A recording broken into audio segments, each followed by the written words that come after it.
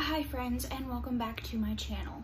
Today we are going to be filming my April wrap-up, and at the end of the video I will be talking about some channel updates. I will leave timestamps so you can skip those if you are not interested in that, but let's get into the reads. So the first book that I read in the month of April was Bound by Honor by Cora Riley. This is the first book in her Born in Blood Mafia Chronicles. This is about Arya and Luca, and Arya is the daughter to the Chicago Outfits capo, and she is engaged to Luca, who is the capo of the New York, I think. They have an arranged marriage, and it's been arranged for quite some years, and now it is time for them to get married.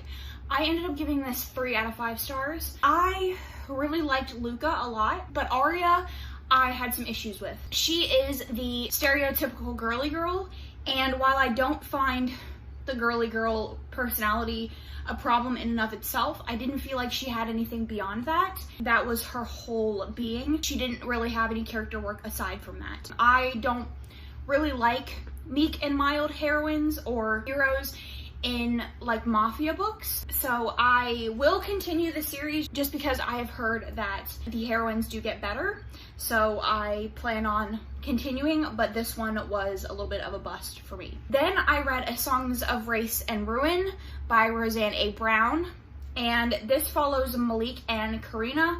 This is a YA fantasy, and Malik is a refugee. He's attempting to get into Karina's kingdom to kind of seek refuge and get away from the village that they were in. And one day they are on their way to this big celebration in the kingdom, and his little sister gets taken by this like entity, and the entity says like, I want you to kill Karina, I'll give you your sister back.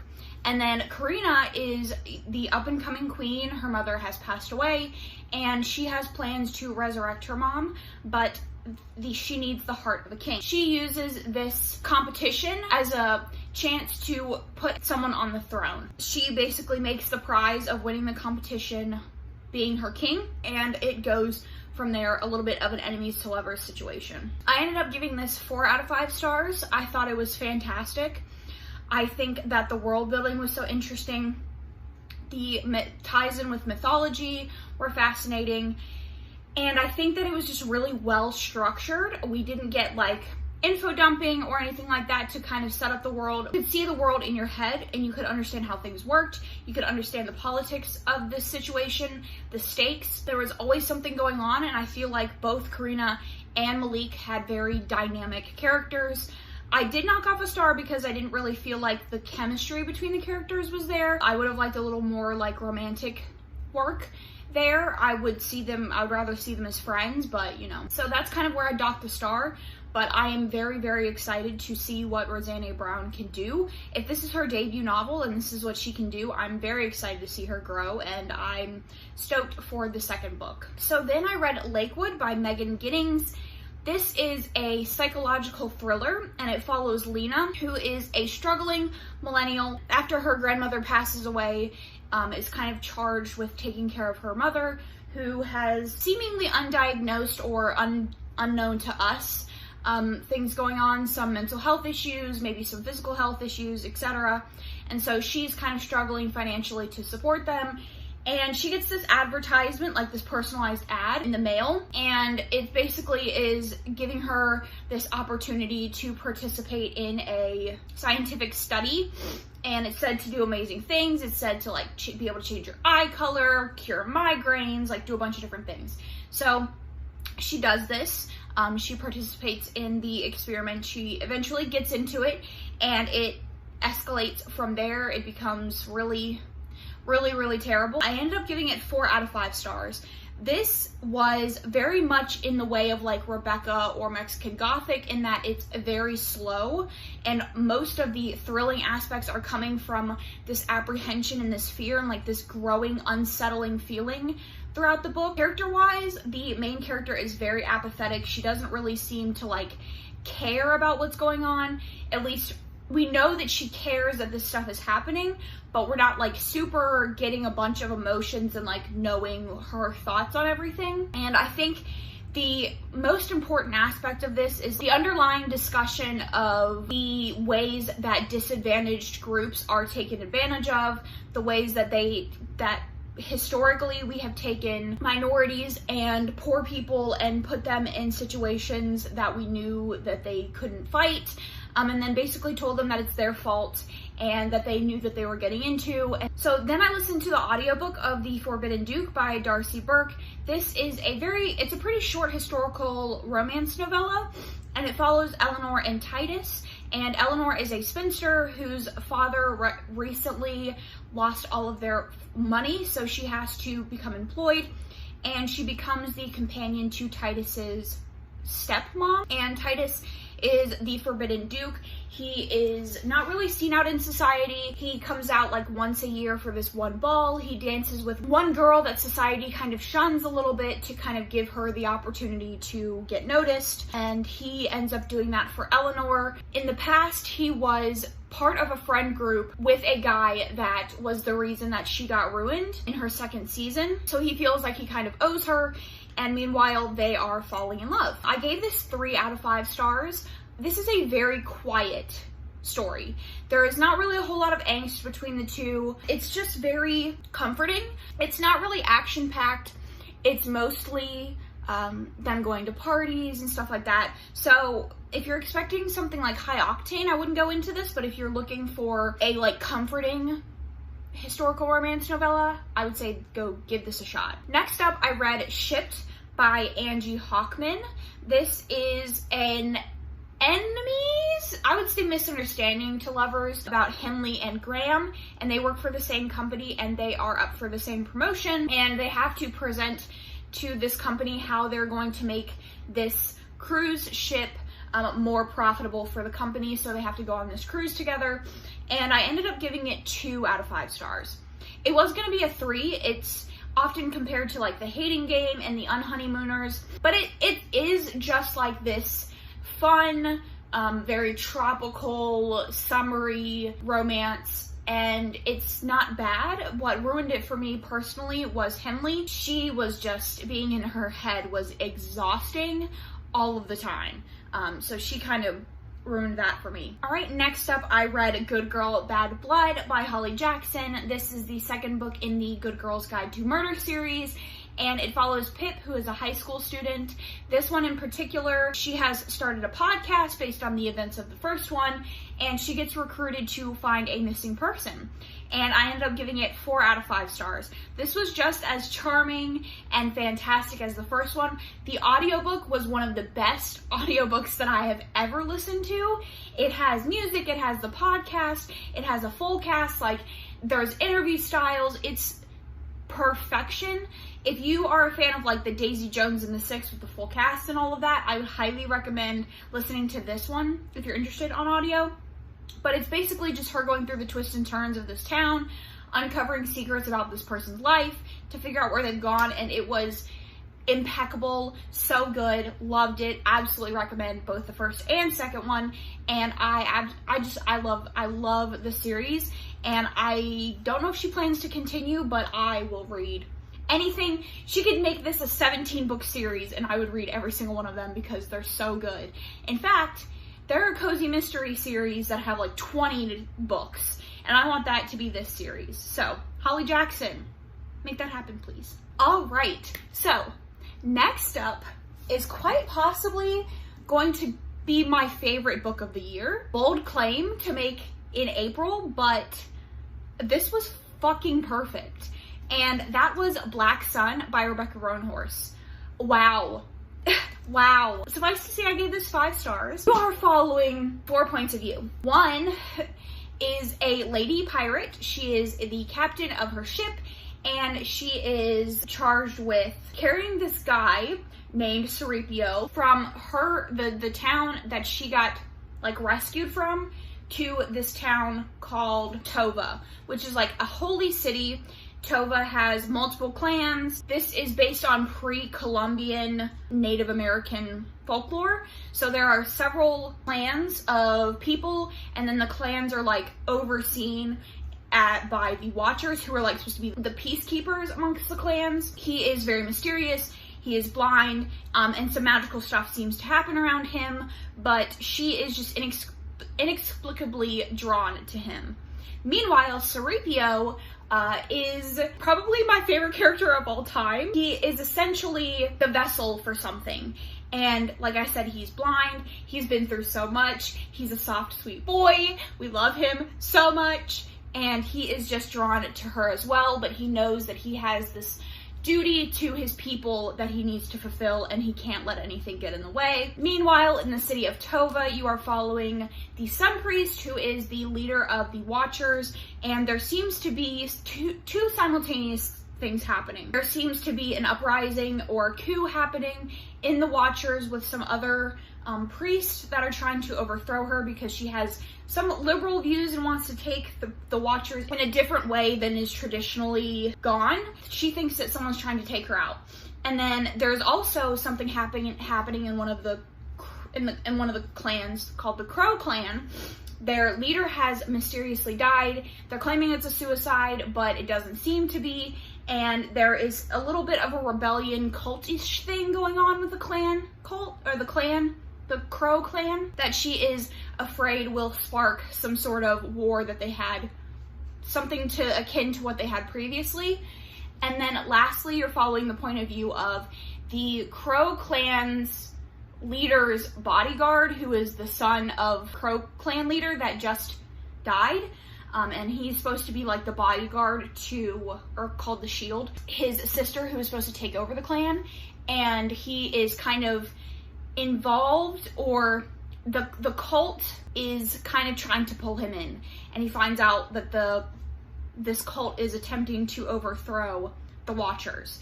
And that is just like very surface level. There is so much going on. This is absolutely beautiful. The writing is beautiful and so accessible. It's flowery without being too much. It is so well crafted. You could just see everything. Like, I felt like I was watching everything go down because I could just see it so perfectly in my head. The characterization, just peak. I wanted to be in every point of view when I was in it. Like, there wasn't a single point of view where I was like, okay, can we get over this? Because they were all important and all of them seemed to have like something low-key going on, and it just was so well done. If you are at all unsure about reading this, pick it up. Like, it's accessible, it's so beautiful. If you like fantasy, it's just perfection. So then after that, I read Vicious Prince by Lily St. Germain. This is a Romeo and Juliet retelling between Avery and Rome. This is like a pretty short novella. It's like 160 pages, I would say. And I didn't rate it, but huge trigger warning for sexual assault on page multiple times. Forced removal of birth control, a lot of stuff. Not between the hero and the heroine, but it's pretty bad. And it's a dark romance. So, you know, as with all dark romances, going with the trigger warnings in mind, I didn't. I just kind of went in and I got a little bit shocked. I might pick up the second one. The reason I picked this one up is because I got it on KU, I think, or I got it for free. I don't think the rest of the series is for free, so I'll have to wait for it to eventually come up, but it's a shocking one. So, if you are interested in going into it, just keep that in mind. Oh, I guess I should actually like tell you what it's about.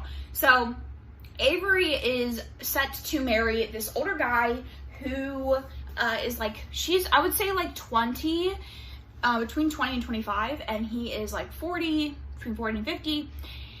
And she has been like set up to be married to him for like a long time, and since she was like 15 or 16, and he's been like lusting after her, which is disgusting. And so on her birthday, we switch over to the point of view of Rome, who is from the disgraced family, who is living in a dilapidated house. He is selling drugs, and we find out that a drug that he is manufacturing, someone was trying to steal from him, and he gets intel that the person that was trying to steal it was a Capulet, so he has a plan to kidnap the heroine. All right, so then I read Hench by Natalie Zena Wolcott.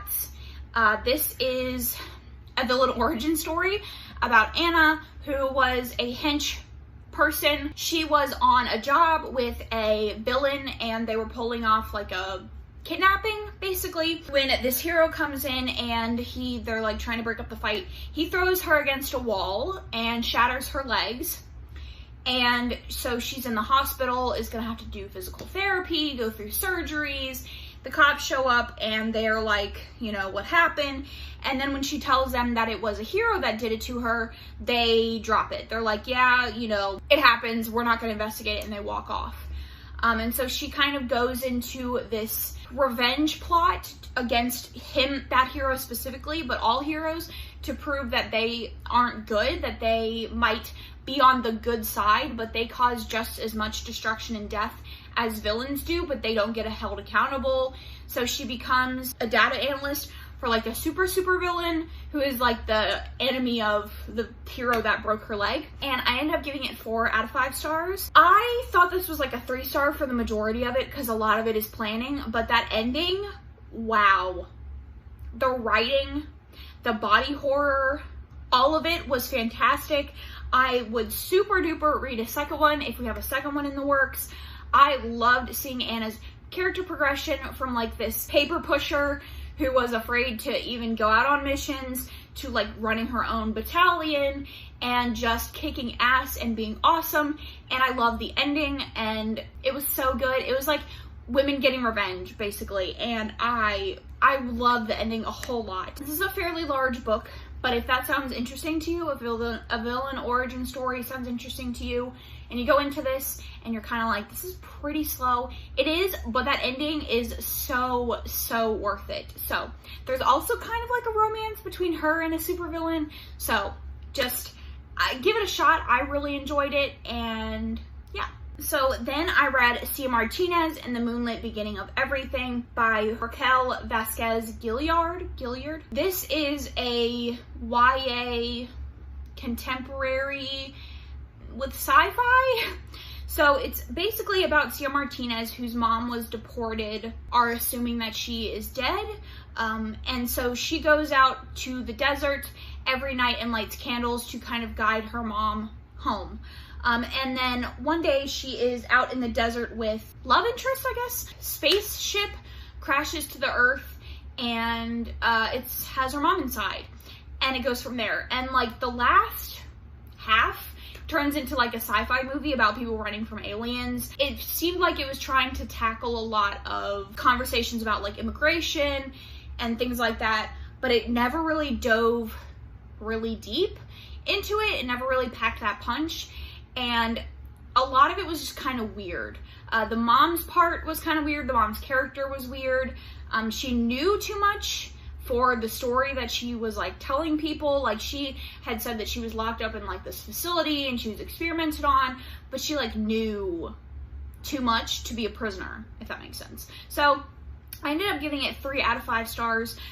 It's only a couple hundred pages and it's quick and it's fun and it's like a sci-fi movie, but it just wasn't anything super impactful like I think it was trying to be. Next up, I read Written in the Stars by Alexandria Bellafleur. This is a sapphic Pride and Prejudice retelling between Darcy and Elle. They have a disastrous first date, but Darcy's brother keeps trying to set her up with people, so she wants this to end. She's tired of it, so she tells him that her and Elle had a fantastic date and now they are together. So there's a fake dating element to it. Obviously, it's going to end in a romance. I ended up giving this 3 out of 5 stars. I've had some conversations about traditionally published, how a lot of the time I find them to be kind of linear and a little bit just average, and that was the case with this one. I could be, correct me if I'm wrong, but I think this was the first published sapphic story from this publisher, which we love to see. We love to see the rep, but it just wasn't plot-wise very interesting. The characters were literally exactly the Pride and Prejudice characters. I would say that Elle is a little more bubbly than Elizabeth. So next up, I read Zinni by Rebecca Weatherspoon. This is a arranged marriage between Zenny and Mason. Mason is a good friend to Zenny's aunt, who has left both of them a large sum of money in her will, but in order to inherit it, they have to get married for 30 days, and so they do, and it was perfection. I ended up giving it 4 out of 5 stars. The relationship is so sweet and so communicative and so perfect. They are both bisexual. There is pegging in this, and it just was so good. Mason is so sweet and soft. Zenny is so like spunky and upbeat, and just, they're the perfect couple. Like, they talk about everything, they're open, they're honest, like there's no miscommunication, and it just was so, it was like a breath of fresh air, and I loved it so much. I recommend both books in the series, but honestly I think I liked Zenny more than Rafe, which is like shocking because I raved about Rafe, but I loved Zenny, so highly recommend. Then I listened to the novella Grumpy Jake by Melissa Blue. This follows Bailey and Jake, and Bailey is Jake's son's teacher, and she doesn't really have the best impression of Jake. He's called Jake the Rake, and he kind of has been getting around with the teachers that go to his son's school and kind of just like dumping them, leaving them high and dry, so she doesn't really have the best impression, but they eventually work it out. And I didn't rate this.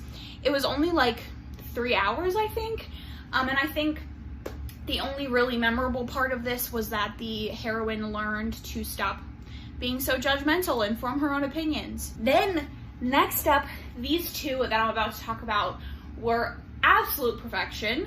So the first one was The Fifth Season by N.K. Jemisin. In this, you are following 3 points of view in a world of people with magic that are called origins, and essentially they have the ability to settle the earth, shift plates, just like shape the way that the earth is.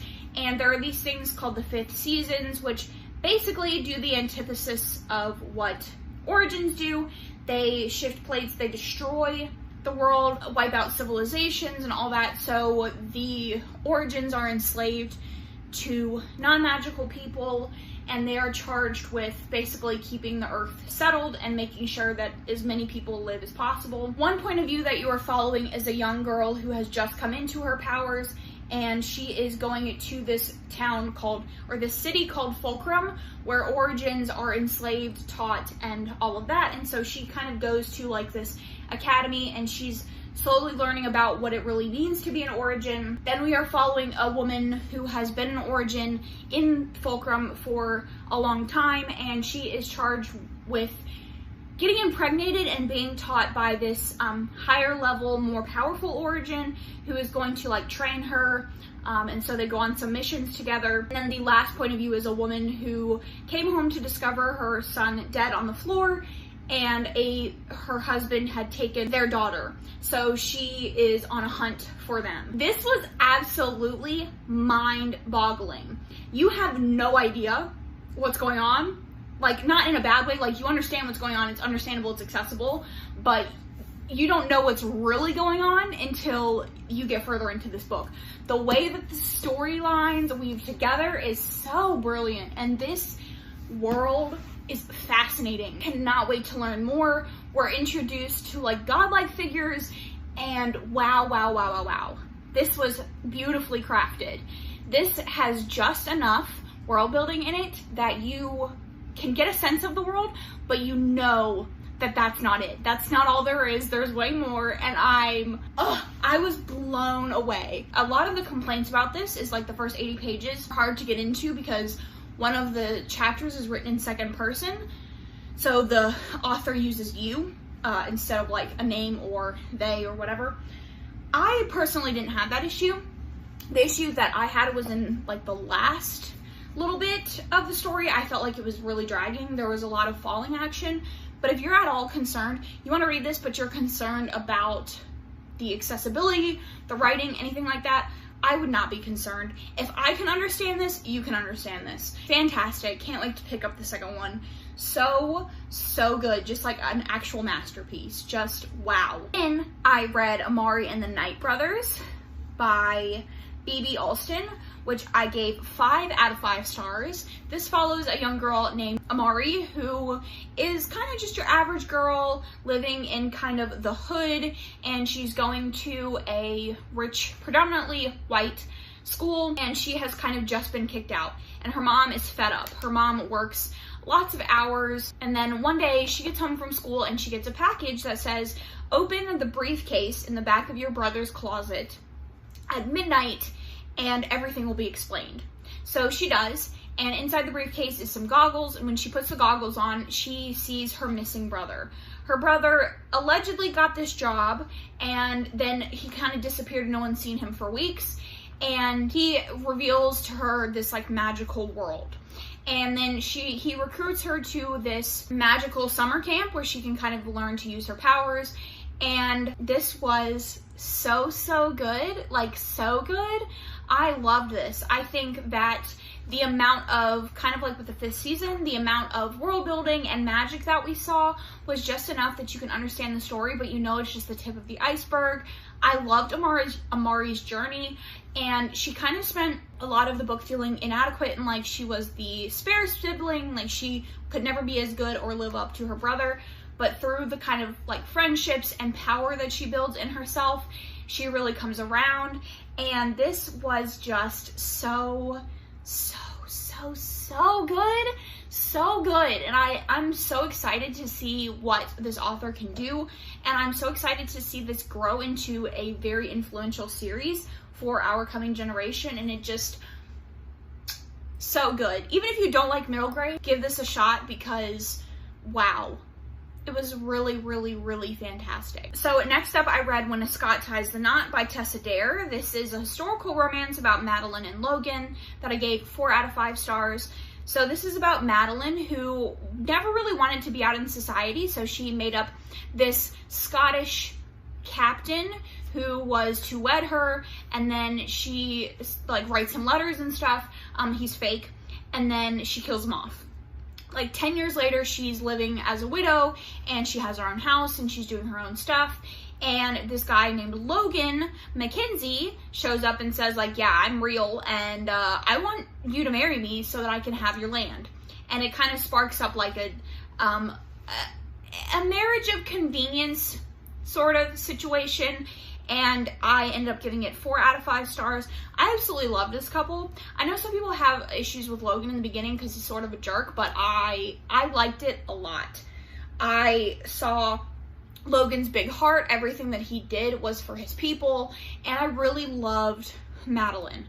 Like, I feel like Madeline would have been me if I lived during this time, and it was just very cute. Definitely my favorite in the Castles Ever After series. So then I listened to the anthology Quickies, edited by Ada Stone, which is, I think it's 8 short stories. I'll put all my star ratings for the collection right here, because I didn't rate the collection overall. Some of them were okay, some of them were not great. There was a range of stories in here, from heterosexual relationships to sapphic to male-male, ghost, all of that. It's just like erotic stories. Then I listened to this short essay, I guess, called The Uncertain Sea, Fear is Everywhere, Embrace It by Bonnie Sue. I gave it 5 stars. This is an essay about a woman written during quarantine and comparing the fear of the unknown quarantine to the fear of sharks. And so she's longtime friends with a shark enthusiast, I guess. He's like an animal activist. And he does a lot of like deep sea diving, investigation into sharks and things like that. And so she kind of makes those parallels. And I really liked it. One, I love sharks. Sharks are like the most fascinating, beautiful things in the world to me. Deep respect, like I'm not fucking with them, but I really love them. So then I decided to reread some stuff. And I decided to reread A Court of Thorns and Roses by Sarah J. Maas. I am sure everyone and their mother knows what this series is about.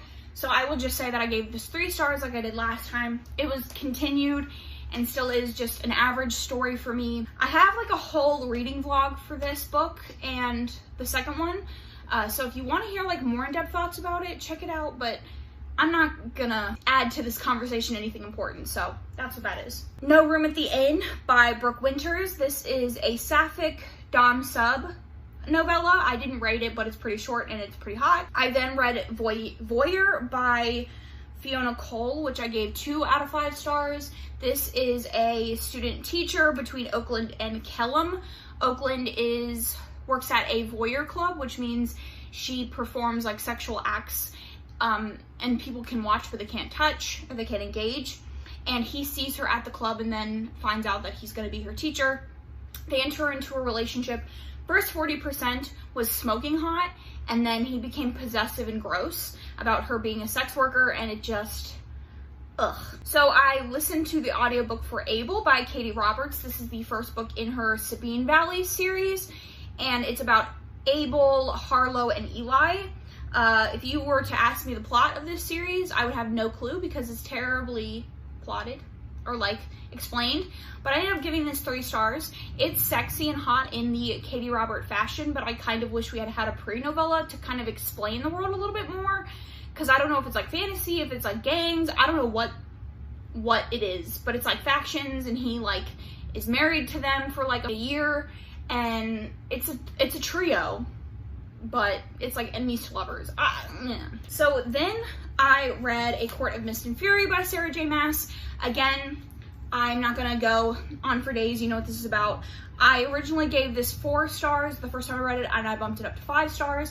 This is everything that I could have wanted out of this series. I think the character growth in this is just fantastic, and I love the relationship. So again, check out that reading vlog if you are interested. So I listened to the audiobook of Rebel by Beverly Jenkins. This is a American historical set post-Civil War in New Orleans, and it follows Valinda, who is a teacher. She is teaching freed people, and then Drake, who's like an architect, and he works like at he's a volunteer for freed people, and it's their romance. She is engaged to someone else, but she like is briefly staying with his family, and I ended up giving this 4 out of 5 stars. That is the highest I've rated a Beverly Jenkins. Beverly Jenkins to me is like a quiet, very low angst author, and then it's the outside forces that are kind of the plot, and this was surprisingly both.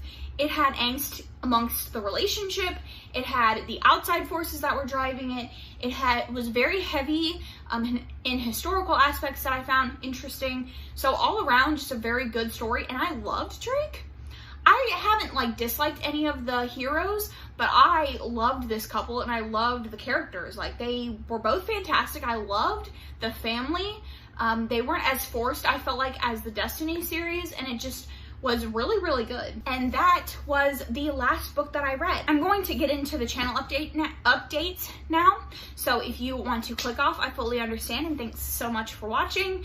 But I am going to be doing some rearranging of the way that I do my channel. As you might know, I do 2 videos a week. One's usually a sit-down video, one's usually like a vlog.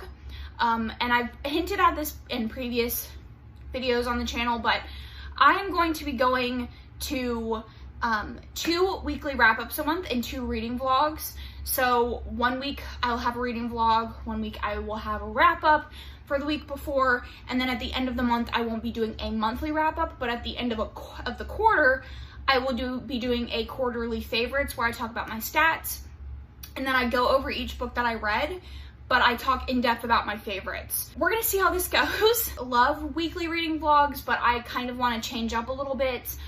So let me know your thoughts on that down below if you have any. Also, leave your thoughts on any of the books that I read for the month or any of the books that you read. I would love to hear it. But other than that, I will catch you guys in my next video, and thanks so much for watching.